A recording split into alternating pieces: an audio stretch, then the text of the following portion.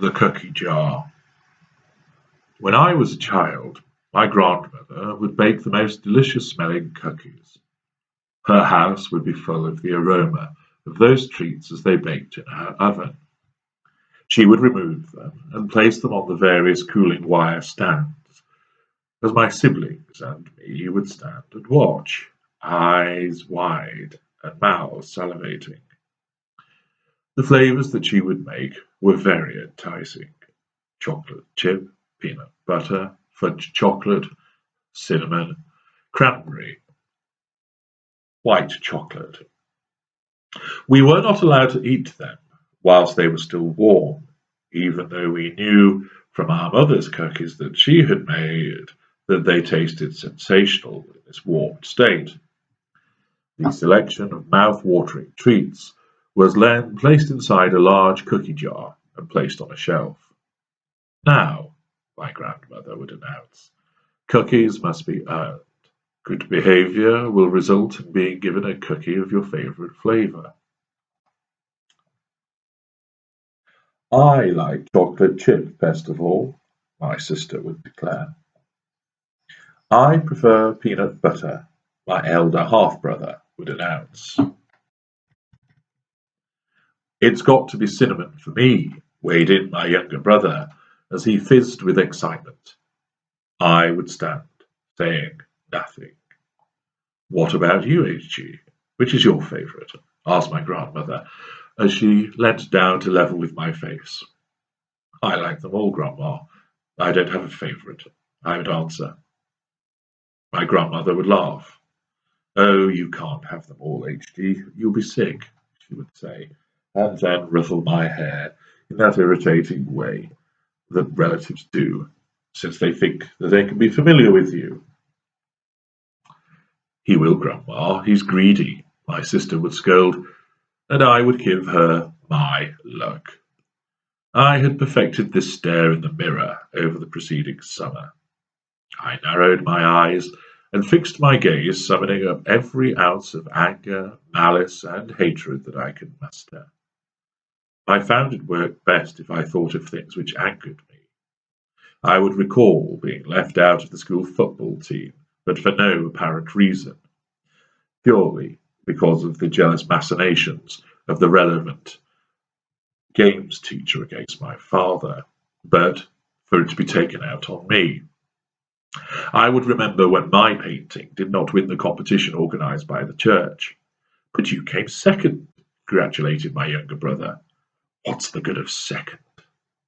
And every other injustice that had been meted out to me, I recalled the fury I felt from each act of exclusion and failure to recognise my talents, and I channeled it into creating the cold, malicious stare.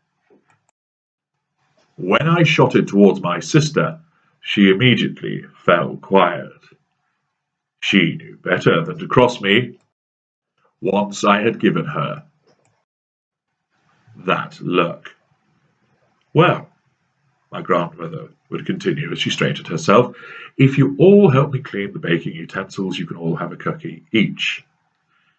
I sneered as my siblings gathered around to assist so readily compliant for such a meagre reward. I turned and walked out of the room, unwilling to engage in their collective submission. Don't you want a cookie? My grandmother would ask, her voice following me as I walked into the garden. No, thank you, I called over my shoulder, and made my way to my favourite tree to climb high into its branches and sit in splendid isolation, looking across the extensive garden which surrounded my grandparents' impressive house.